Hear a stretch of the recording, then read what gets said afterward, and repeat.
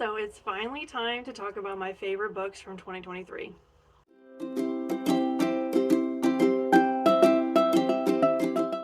Hi, hello, and welcome back to my channel. My name is Alex, and today we are talking about my 5-star reads from 2023. So if y'all been here a minute, you know that I love to talk about books that I love. I mean, it's so easy, right? It's such an easy concept. Like, you love the book, so it's so easy to talk about it. And basically that's what we're doing today.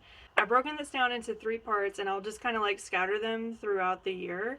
But I figured like the first of the year is kind of over. We're sort of getting into it now, and I would like to recap on some of my favorite books from last year.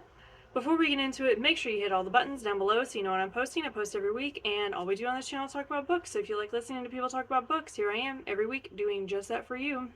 So, pretty simple concept today. These are all 5-star reads.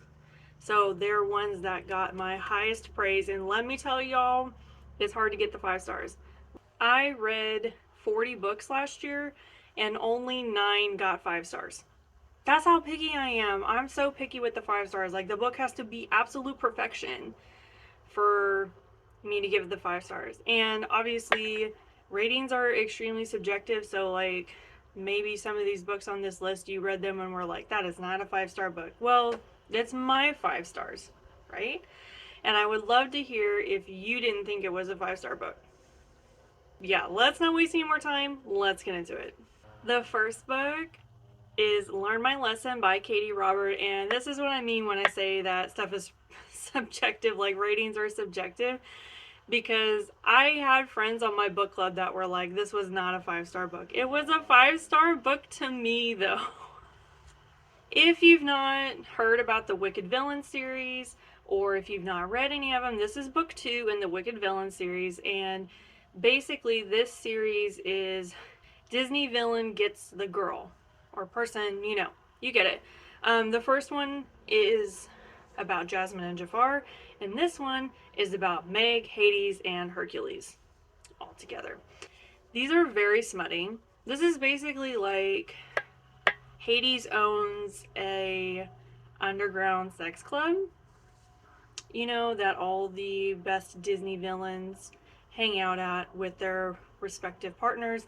Basically just like, this reminds me a lot of like those billionaire sex club books, but for Disney people.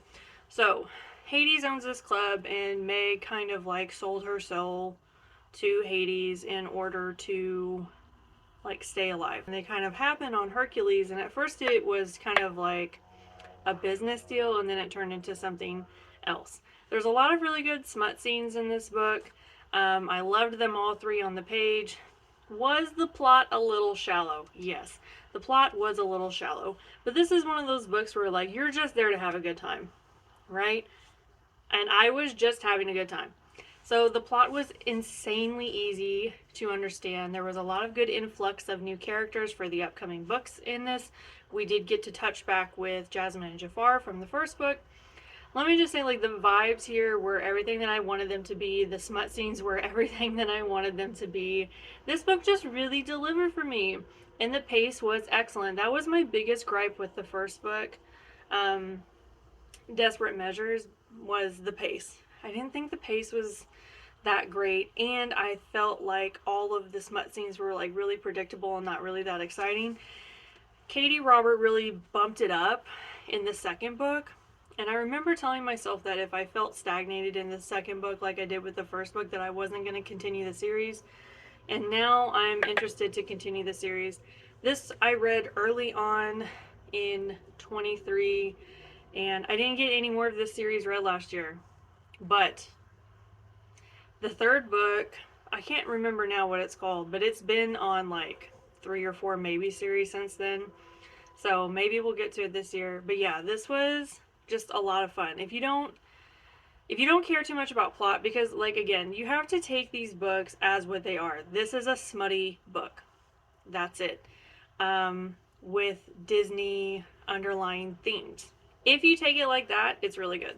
My next 5-star read from 2023 was Eversion by Alastair Reynolds. When I tell you this was the most complex book I read in 2023. I'm not lying. This book was insanely difficult for me, but it made me love it even more because I got it. Do you know what I mean? I don't like working hard for books. Let me just say that. If y'all have been here a minute, y'all know I don't like to work too hard when I read. I like to read and just enjoy myself and have a good time. If I have to work too hard, I usually don't end up liking the book that much. This book started out very complicated, very difficult premise for me to grasp. But by the time I grasped it, then I was just having a good time with it, right? I was just riding the waves throughout the book and enjoying the moment. So I think if you put the work in at the beginning of this book, the rest of it just comes so easily. And it really just ended so beautifully to me. Okay, the thing about this book is because it's complex, I can't give you too much of a synopsis or a premise or anything like that without damaging the setup of the book and ruining it for you. And I don't want to ruin this book for you because it was absolutely spectacular. So I'm going to do my best to give you a light premise that won't spoil the plot. So we have our main character, and he is on a ship sailing into the Antarctic area, I believe, on an expedition to find a hidden spot on the map. He's with his team, and as we cross the ice wall into the hidden spot on the map, he dies. When he wakes up, he's on the same ship, but in a different moment in time, going to a different place that has a similar vibe. And every time that he dies or falls asleep and wakes up again, he's in a different moment in time with the same crew going to a different place. That's all I'm going to give you. It's very complex. If you like science fiction, this would really hit you. If you like science fiction that's also mixed with a little bit, light fantasy, I think that you would like this too. The idea of this book was just huge. I absolutely loved the whole idea of this book. And then when we get down to the reveal at the end, oh my gosh. I literally almost died. It was so good. The reveal was so good. Alastair Reynolds really just built this up so beautifully and then just devastated me. And then the ending, when I tell you guys I was sobbing at the end of this book, I was not prepared. I was not prepared for what Reynolds did in this book. I just really wasn't. And I would have never read this book. When I read the back of this book, when I read the synopsis for it, it was picked for my book club, by the way. I would have never picked this book. First of all, science fiction is not my favorite genre because, again, it typically takes a lot of work. If it's too technical, if it's too sciencey, it goes right over my head, okay? I don't like to put a ton of work in. And so he made this in such a way that it was so interesting to me that I couldn't look away. But I would have never picked this up. I really wouldn't have. And I'm so glad that I did. This ended up being one of the most spectacular science fiction books I've ever read. And I'm so grateful to my friend who shoved this through the pipeline of the book club and we ended up reading it. It was such a good read. I highly recommend. I can't talk enough about this one. Okay, this is the last one. This is a little short today, so, But I couldn't get... There's only 9 books on the 5-star read list, so I couldn't, give you more than 3. Or, I would all be wrapped up in one episode, basically. So, it's This Messed Up Magical Family by Cousin Ripley. When I tell you guys that this is, one of the coolest and, I don't know... innovative ideas for a book. This was so much fun.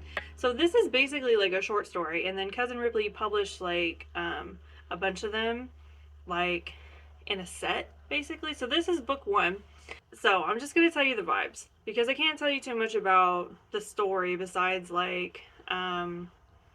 we have a magical family, and one of the members of the magical family dies, and in the process, or in the aftermath of the death, they find out a whole bunch of family secrets, and it all just kind of spirals out of control from there. This is messy. It's messy. If y'all like drama, if you like, family secrets and stuff like that, it felt like I was reading a reality TV show. Honestly, it was just packed full of stuff, and like every page turn, you're like, oh my god, really? Like, it felt like I was gossiping with a friend over over all this family drama. It was so well done. Now, it felt like when I wrote up my review for this, I think I remember saying like it felt like Shameless mixed with Doctor Strange, but not old Doctor Strange, not like Doctor Strange movie 1. It's like Doctor Strange when he's teamed up with the Spider-Man group, you know? It felt like that. Shameless mixed with that version of Doctor Strange. It was so funny. It was just drama at every turn. The character work in such a small space, the character work was done amazingly well. This is definitely one of the, you could just finish it in one sitting. You really could. It was done so well. You can get it on Kindle. You can get it on Amazon. I feel like it's probably on Kindle Unlimited, but I'm not sure. Just like read it. Like, it really won't take you that long to get through it, and I thought that the plot line of it was done really well. The magic in this is like a whole new system that is like tech magic, which I thought was really cool. Lots of interesting concepts, and like I said, the drama was just all there. It was just a wild ride from start to finish, and I meant to pick up this series again, and I haven't. And now that like I'm talking about it, I really want to go and read the next books. But yeah, I'll put a link for it down below, and you can go check it out. So that's all I have for you guys today. It was short, I know, but like I said, there's not that many 5-star reads from 2023. I was surprised. I'm always surprised. Like when I make this list and then I make my least favorite list, I'm always like, man, I was really stingy with my 5 stars. And then on my least favorite list, I'm like, I was not stingy with my 3 stars. There's a couple of really good least favorites that I think I'm gonna do next month. And yeah, if y'all think I talk a lot about books that I like, I talk even more about books I don't like, because there's so much to say. Make sure you hit all the buttons down below so you know I'm posting. I post every week, and I have a couple announcements. I know I should make these at the beginning, but I don't think about them until I'm like closing the video. So first of all, I would love to hear from you guys. If you want to drop a comment or whatever and tell me about some of your 5-star reads from 2023, I would love to hear it. And number 2, there's gonna be a giveaway in like 3 more weeks, because my channel is celebrating its 2nd birthday. So I've been on YouTube on this channel for 2 years. I can't believe it, honestly. Doesn't feel like it's been that long. So last year I did a giveaway for my 1-year anniversary, so I'm gonna do one again, and I will be talking more about this in the next couple weeks. But I'm going to open the giveaway on the April Maybe series, and it'll be open for the it'll be open for the April Maybe series, and it'll be open for the March wrap up, and then the week after that I will announce the winner. So yeah, that is the info for the giveaway. So it's coming up pretty soon. I mean, the Maybes is only another week away. Like, we'll have next week's content, and then we'll have the Maybe series after that. So it is coming. So yeah, I'm really excited about that. And again, I will do more information next week on that. And yeah, that's all I have for you guys today. So thank you for stopping by, and I will see you all next time. Bye!